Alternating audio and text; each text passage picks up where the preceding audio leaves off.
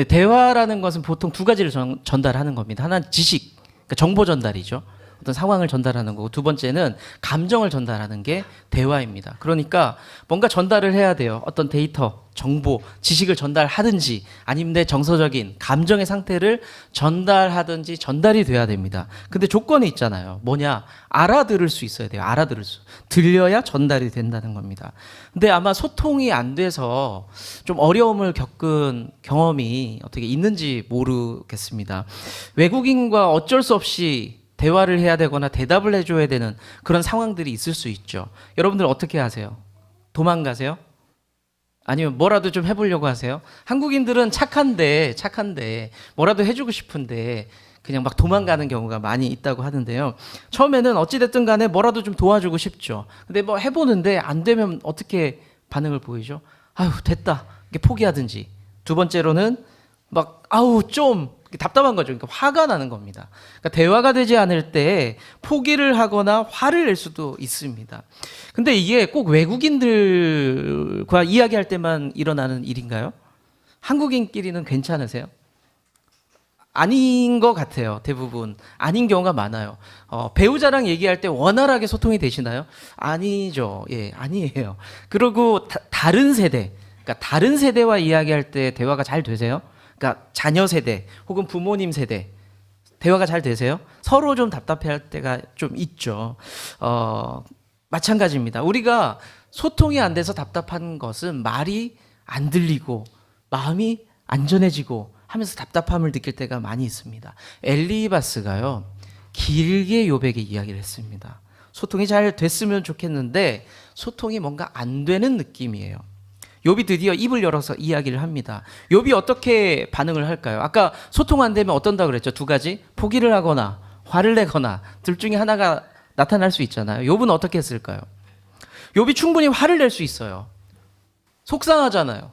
나 죄 지은 거 없는데 자꾸 회개하라고 하니까 속상하잖아요. 그래서 화를 낼 법도 한데 근데 2, 3절의 말씀을 정리를 하면은 이렇게 이야기합니다. 내가 너무 힘들다. 그래서 너무 힘들어서 죽고 싶다라고 하면서 좀 풀죽은 모습을 보여줍니다. 한 걸음 더 나아가서 엘리바스의 말의 일부분을 그 전까지만 해도 다 부정했거든요. 아니야, 나 죄가 없어. 나한테 그런 말을 하지 마. 이런 분위기였는데 일부 수긍하기 시작해요. 자, 엘리바스가 포기하지 않고 계속해서 욥에게 했던 얘기는 두 가지거든요. 너는 하나님 앞에 벌을 받고 있는 거야. 죄인이라서. 그래서 두 번째, 너는 회개하고 하나님 앞에 회복돼야 돼 라는 이야기를 합니다. 애초에 욥이 자기가 하나님 앞에 벌 받았다고 생각을 했나요? 안 했잖아요. 욥은 그렇게 생각하지 않았어요. 그런데 4절의 말씀을 보면은 좀 바뀌어요. 어떻게 바뀌냐면 전능자의 화살이 내게 박혔다라고 이야기를 합니다. 내가 힘들다 그래서 힘들다라고 이야기를 해요. 전능자가 누굽니까? 하나님이에요. 하나님께서 내게 화를 쏘았기 때문에 내가 그걸 맞았어. 그래서 아픈 상황이야 라고 이야기를 합니다. 생각이 바뀐 거예요. 하나님 앞에 벌 받은 거 하나님께 벌 받은 거 아니라고 생각했거든요. 근데 생각이 바뀌어서 내가 하나님께 벌 받고 있나 봐 라는 생각으로 바뀌게 됩니다. 그러면서 엘리바스 앞에서 힘 빠진 모습으로 있는 거예요. 우리가 오늘 말씀을 보면서 보고 싶은 거 두 가지인데요. 영적인 전투에서 중요한 원리 두 가지를 좀 같이 보고 싶습니다. 첫 번째는요, 버티면 진다는 겁니다. 버티면 진다. 지금까지 욥이 고통을 받으면서 이해할 수 없는 공격을 받으면서 욥이 보여줬던 모습이 뭐냐면 방어예요. 방어. 기다렸습니다. 사탄이 무자비하게 공격했잖아요. 큰 피해를 받았어요. 그래서 힘들었습니다. 근데 욥은 그냥 입을 꾹 다물고 기다렸고요. 그냥 주저리 넋두리를 했지만 원망하지 않았고 별 반응을 보이지를 않았었습니다. 근데 버티면 될 줄 알았거든요. 기다리면 될 줄 알았어요. 근데 문제가 생깁니다. 버틸 힘도 사라지는 거예요. 무슨 말씀인지 아시겠죠? 버틸 힘도 사라지기 시작합니다. 그러면 어떻게 됩니까? 그 힘까지 사라지면 허물어지는 거죠. 사람이 무너지게 됩니다. 무작정 버티는 것이 상책이 아니라는 겁니다. 영적인 전투에서요. 그 유명한 사탄의 벼룩시장 이야기라는 게 있어요. 사탄의 벼룩시장 이야기. 간단히 요약을 해보면 사탄이 벼룩시장은 자기 중고 물건 뭐 그런 것들 가지고 와서 파는 자리였던 것 같아요. 사탄이 자기의 물건을 가지고 와서 쭉 늘어놓습니다. 자기가 유용하게 잘 썼던 물건들을 쭉 늘어놓는데 가만히 보니까 사탄이 인간들을 무너뜨릴 때 썼던 그런 어떤 물건들, 아이템들이에요. 보면 뭐가 있느냐? 증오, 시기, 질투, 뭐 욕심, 거짓말, 욕구, 뭐 그런 것들이 쫙 널려 있었어요. 그런데 유독 하나 사람들이 이렇게 봤는데 눈에 띄는 게 있다라는 거죠. 그게 뭐였냐면 사용감이 많아 보여요. 좀 해지기도 하고 사용감이 있어요. 분명히 낡아 보여요. 근데 그게 가장 비싼 가격이 붙어 있더라는 거예요. 구경하던 사람이 궁금했죠. 사탄에게. 사탄, 이거 많이 쓴 것 같은데 낡았는데 왜 이게 제일 비싸? 라고 했더니 사탄이 웃으면서 이렇게 얘기합니다. 이게 낙심이라는 물건인데요. 이게 백발백중이에요. 이게 아주 효과가 좋아요. 그래서 사용감은 있지만 비쌀 수밖에 없습니다. 라고 이야기를 했습니다. 그러면서 이런 얘기를 해요. 요게 한번 먹히잖아요. 다른 물건들이 다 잘 먹혀요. 낙심이 한 방만 먹히면 그 안에 다른 것들이 엄청 공격이 잘 들어갑니다. 라고 이야기를 했다는 거죠. 어렵고 복잡한 이야기가 아닙니다. 사실. 어느 누가 사업을 한다고 쳐볼게요. 망했어요. 사업을 하다 망할 수 있잖아요. 어려울 수 있고 망할 수 있습니다. 버티고 버텼는데 사업을 하다가 안 되니까 무너지게 됩니다. 감정을 추스려보죠. 버텨보죠. 근데 결국에는 낙심하게 돼요. 이때부터가 시작입니다. 낙심하게 되면은 사람에게 어떤 마음이 들어오기 시작하냐. 제가 그냥 사업가라고 한번 생각을 해봤습니다. 사업을 열심히 했어요. 혼자. 자수성가했습니다. 열심히 성공하는 것 같았는데 무너졌습니다. 버텨봤는데 안 돼요. 낙담이 되죠. 그때부터 내 머릿속에 떠오르는 생각이 뭐냐면 우리 아버지 왜 내 사업 안 도와줬지? 그런 마음이 드는 거예요. 원망이 드는 거죠. 그리고 내 형제들 왜 내가 사업할 때 관심도 없었을까? 섭섭함이 들어오기 시작합니다. 그러면서 주변 사람들을 생각하면서 화도 나고 주변 사람에 대한 화도 생기지만 나에 대한 화도 나는 거예요. 나는 왜 이렇게밖에 못했던가 무너지게 되는 거죠. 이게 사업만 그럴까요? 아니죠.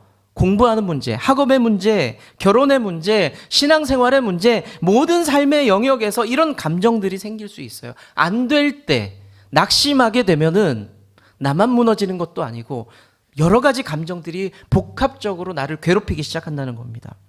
낙심은요, 영적인 가드를 무너지게 하는 거예요. 여러분들 격투나 뭐 권투, 무슨 투기 종목을 따지지 않고라도 중요한 것을 얘기하라 그러면 자세를 얘기해요. 근데 그 자세 중에 하나가 가드예요. 여러분들 아마 모든 무술이나 싸우는 운동들 다 생각해 보세요. 위로 올리고 있어요. 이거는 뻗기 위한 것도 있지만 막기 위한 것도 있거든요. 이걸 가드라고 그래요. 근데 우리 삶 가운데서 낙심이 들어오잖아요. 이 가드가 내려가는 겁니다. 그냥 낙심이 와도 얻어맞고 유혹이 와도 얻어맞고 원망이 와도 얻어맞고 그때부터는 계속 얻어맞으면 얻어 터지는 거예요. 지금 욥이 이런 낙심의 상태에 빠져 있는 겁니다. 겨우겨우 버티고 있었거든요. 근데 상황이 안 끝나요. 멈추질 않아요. 친구들의 공격이 계속되고 있죠. 그러다가 낙심하고 희망을 잃어버리게 되는 겁니다. 욥은 무슨 생각했을까요? 낙심이 오는 순간 끝났구나 라고 생각을 했을 겁니다. 욥이 낙심하자마자 어떤 모습을 보여주냐? 아까 가드를 내렸다고 그랬잖아요. 가드를 내리자마자 무슨 일이 생겨나느냐? 괴로워 죽겠다라고 신세한탄을 하기 시작합니다. 2절의 말씀을 보시면요. 자기가 가지고 있는 짐들이 너무너무 무겁다. 그전에는 보이지 않았던, 얘기하지 않았던 내 인생의 짐이 너무 무겁구나 하면서 그 짐을 묵상하기 시작하는 거예요. 자, 한번 읽어볼까요? 시작.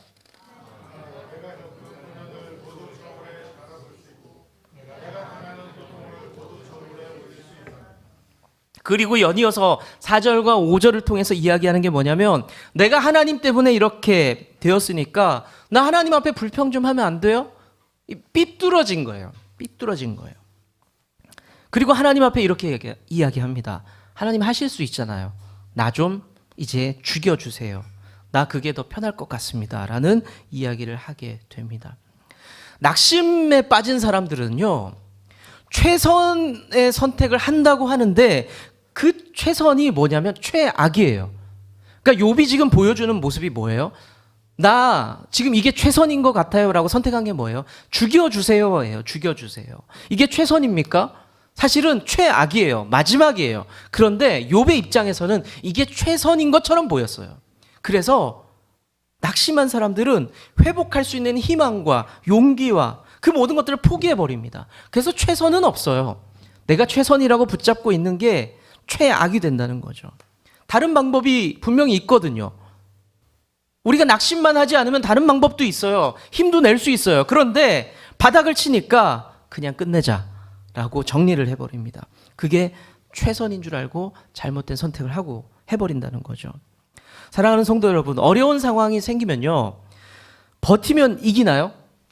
물론 버텨서 상황이 잘 끝나면 이길 수 있어요. 이길 수 있습니다. 그런데 많은 고난들이, 많은 어려움들이 버틴다고 버텨지나요? 생각보다 쉽지 않습니다. 결국에는 버티던 이 손에 힘까지 빠지게 되잖아요. 그래서 그걸 놔버리게 되는 거예요. 포기해버립니다. 버티고 버텼던 욥이 했던 말 또 한 줄 더 찾아볼까요? 11절부터 13절입니다. 세번역 성경이니까 좀 편하게 보실 수 있을 것 같아요. 읽겠습니다. 시작. 그러나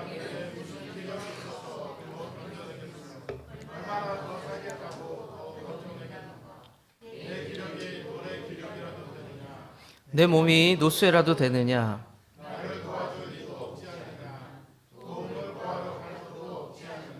욥이 손 꽉 쥐면서 버텼던 거거든요. 근데 그 힘이 빠지니까 이렇게 얘기하는 겁니다. 내게 무슨 기력이 더 있겠느냐? 내 몸이 쇳덩어리냐?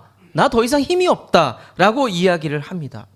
사랑하는 성도 여러분, 영적인 싸움, 영적인 고난, 고통이 올 때 이 전쟁은요, 쉽게 끝나지 않습니다. 겪어보셨잖아요. 지금 겪고 있으시잖아요. 안 끝나잖아요. 제가 이렇게 말씀드리면 차라리 쉽겠어요. 40일 동안 기도해 보세요. 그러면 끝날 거예요. 1년만 버텨보세요. 끝날 거예요. 이렇게 말씀드릴 수 있다면 차라리 좋겠어요. 근데 안 끝나요. 사람들이 꼭 붙잡고 이렇게 생각합니다. 어떻게든 끝은 오겠지. 좋은 시간 오겠지. 견뎌보자. 이렇게 생각하지만 생각보다 쉽게 끝나는 문제가 별로 없습니다. 그래서 그냥 견디는 건요, 좋은 방법이 아니에요. 영적 전투의 첫 번째 원리 뭐라고요? 버티면요, 져요. 꼭 기억하시길 바랍니다. 그럼 두 번째는 뭐냐면 공격을 해야 이긴다는 겁니다. 버티고 수비만 하지 말고 공격해야 우리가 이길 수 있다는 거. 우리나라 한국 전쟁이 발발했을 때, 6.25 전쟁이 발발했을 때에 초기에 우리의 기습을 당했잖아요. 그래서 수세에 몰리게 됩니다. 밀리고 계속 밀리죠. 일방적이었습니다. 계속 버티자는 거였어요. 우리가 조금만 더 버티자. 그리고 마지막에 결사항쟁을 각오했던 데가 어디입니까? 여러분들 들어보셨을 거예요. 낙동강 전선. 그 전선의 라인이 어떻게 그려지냐면 동해 쪽에는 영덕, 그리고 내륙으로 들어와서는 외관, 그리고 내려와서는 거기가 진주, 이렇게 라인을 그리면서 우리가 여기는 지켜야 된다. 버텨라. 그래야 된다라고 사람들이 이야기를 했습니다. 여기는 목숨 걸고 지켜야 된다. 버틴 거죠. 많은 정치인과 군인들이 다 이야기를 했어요. 거기만 버티면 해볼 수 있다라고. 근데 한 사람이 다른 얘기를 합니다. 안 돼. 버텨서 이길 싸움이 아니야. 그러면서 작전을 짜죠. 그게 뭐였냐면 인천 상륙 작전이었잖아요. 버티는 걸로 못 이겨. 우리는 치고 들어가야 돼. 라고 생각을 바꿨던 겁니다. 메가더 장군은 그걸 알고 있었던 것 같습니다. 버티다가는 오래지 못해서 우리는 진다라는 것을 알았던 거죠. 아까 말씀드렸다시피 사탄의 가장 강력한 무기가 뭐라고요? 낙심이에요, 낙심. 사탄이 이 낙심의 씨를 사람들에게 뿌려봤더니 대부분 풍년이래요. 어디다가 뿌려도 괜찮고 어떤 상황에도 뿌려도 괜찮더라는 거죠. 효과를 봤습니다. 그런데 사탄의 입장에서 낙심의 씨앗을 뿌려봤는데 실패한 데가 있어요. 거기가 어디냐면, 어떤 사람이냐면 감사가 마음밭에 자리한 사람은 실패했더라는 겁니다. 감사하는 사람은 낙심하기 쉽지 않아요. 생각보다 쉽지 않습니다. 어지간하면 감사하거든요. 어지간하면. 제가 참 감사한 게 뭐냐면 제 아내와 제가 눈높이가 좀 낮아요. 그래서 어지간하면 감사해요. 되게 좋아해요. 그래서 저희 집은 외식하러 가자 그러면 뭐 짜장면 시켜 먹으면 우린 너무 좋아해요. 유튜브 틀어놓고 짜장면 먹고 탕수육 미니 탕수육 시켜놓고 막 너무 행복해요. 그 더 큰 마음을 먹으면 어디로 가냐? 저기로 가자. 돼지갈비, 양념 돼지갈비로 가자. 그러면 그날은 우리 승민이가 이러고 있어요. 이미 최고라는 거죠. 우리 집에는. 네. 그러니까 기대치가 낮으면 감사하는 마음이 있으면요 낙담하기가 쉽지 않아요. 사실은. 주변에 가끔 그런 바보 같은 사람들 있잖아요. 만족 잘하고 감사 잘하고 삼자가 이렇게 지켜봤을 땐 조금 바보 같은 사람들이 있을 수 있습니다. 그런데 그 사람을 가만히 보잖아요. 꾸준해요. 감사가 있기 때문에, 만족이 있기 때문에 꾸준합니다. 그래서 여러분들에게 무슨 말씀을 해드리고 싶냐면 사탄에게 공격하고 반격하고 싶으시죠. 그러면 갑자기 금식하며 기도하고 내가 주 앞에 어떤 큰 결단을 하고가 아니에요. 우리 일상 중에 소소한 감사가 내가 지금 있느냐 먼저 살펴봐야 돼요. 내 와이프 가만히 보니까 너무 예쁘다. 귀엽네. 내 남편 보니까 여전히 듬직해. 우리 아이 공부는 그렇지만 건강하잖아. 안 돼요? 그거 안 돼요? 네. 우리에게 그런 소소한 감사가 있을 때에 사탄을 공격하는 최고의 공격의 방법이 된다는 겁니다. 감사와 만족은요, 그냥 형태만 보잖아요. 그냥 버티는 것처럼 보일 수 있습니다. 어떤 교회, 개척교회 목사님한테 이렇게 물어볼 수 있잖아요. 힘들지 않으세요? 라고 물어봤을 때, 교회 개척이요?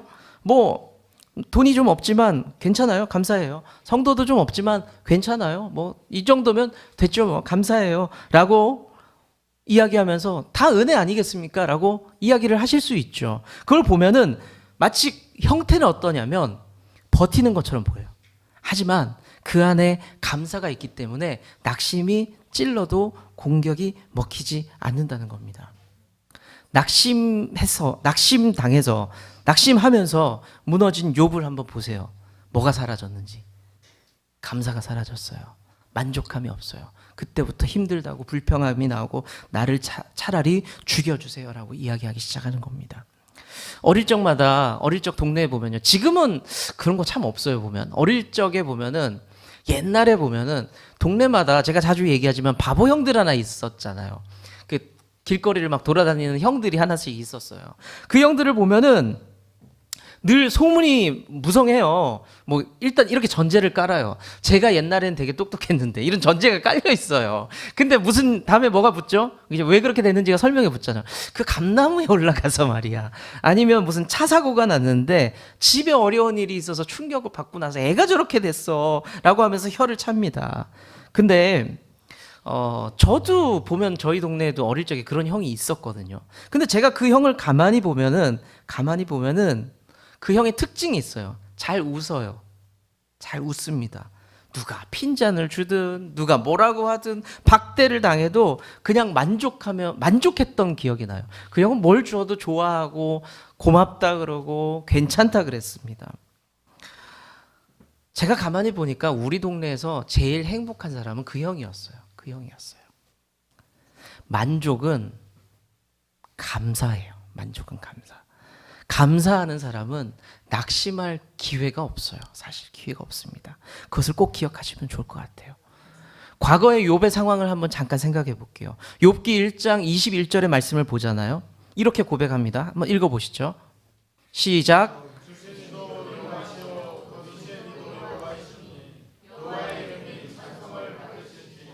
욥은 분명히 힘들 때였거든요.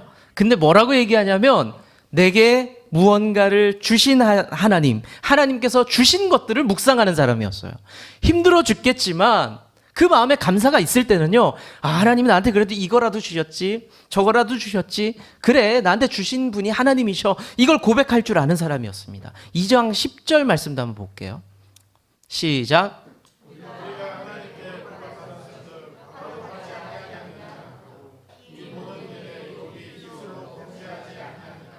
너무너무 힘들고 고통스러운데 무슨 얘기를 하냐면 나는 하나님 앞에 받은 복이 아주 많이 있어. 복을 세어봐봐. 이렇게 많은 복을 받았거든. 이라고 얘기를 하는 거예요. 고통 가운데서도. 감사가 있을 때는. 여러분들 아까 말씀드린 바보형 아니에요? 욥은? 바보 같은 사람이죠. 근데 그 바보 욥이 감사로 충만할 때는 무너지지 않았는데 감사가 사라질 때 무너지기 시작했습니다. 감사로 충만했을 때 저렇게 고백할 때에 얼마나 사탄도 당황스러웠어요. 낙심이 먹히지 않으니까 당황했죠. 하나님께서는 너무 기뻐하셨어요. 영광을 받으셨습니다. 사랑하는 성도 여러분, 어려운 상황에도 어렵지만 감사하시길 바랍니다. 감사가 최고의 공격이라는 것을 늘 기억하시면 좋겠습니다. 말씀을 한번 정리해 볼게요. C.S. 루이스라는 유명한 기독교 작가도 이런 말을 했습니다. 사탄의 무기가 여러 개가 있지만 만약에 한 개만 있다고 한다면 그것은 아마 낙심일 것이다 라는 이야기를 했습니다. 욥을 무너뜨린 가장 강력한 무기는 낙심이었어요. 나 힘 빠져. 버텼는데 힘 빠졌어. 안 되는구나. 희망을 잃어버리면서 낙심하게 되죠. 그래서 무너집니다. 버티고 버텼는데 버텨봤더니 무너졌다는 겁니다. 우리도 버티고 있는 거 많죠. 저도 그랬어요. 버티면서 뭐라고 얘기했냐면 스스로 칭찬했어요. 잘했어. 이 정도 버티면 잘한 거 아니야? 스스로 대견하게 생각했습니다. 그런데 오늘 말씀을 묵상하면서 드는 생각은 버티다가는 결국엔 무너지는구나. 버티다 보면은 어느 순간 답이 안 보여요. 그리고 희망이라는 단어가 내 인생의 사전에서 사라집니다. 우리가 그럴 때마다 버틸 것이 아니라 해야 될 게 뭐라고요? 무슨 고백? 감사예요. 감사. 그리고 우리가 소망을 이야기할 수 있어야 됩니다. 그것이 그리스도인에게 가장 강력한 영적 무기가 될 줄로 믿습니다. 사랑하는 성도 여러분, 버티지 말고 싸워서 승리하는, 버티는 것을 넘어서 싸워서 승리할 수 있는 좋은 나무 교회 성도님들 되시기를 축원합니다.